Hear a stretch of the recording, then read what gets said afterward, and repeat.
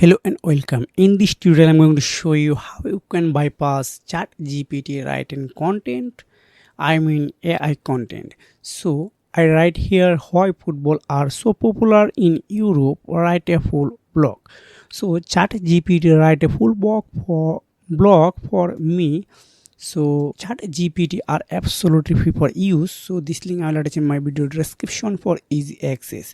Just click on AI detector, then pasting my ChatGPT written content. So you can see here are this is likely 4% human. I mean 96% are AI written content. These are right human AI detected. So I have a secret way you can use this tool for AI written remover. So just this option AI detector, then just paste here, then click on write human.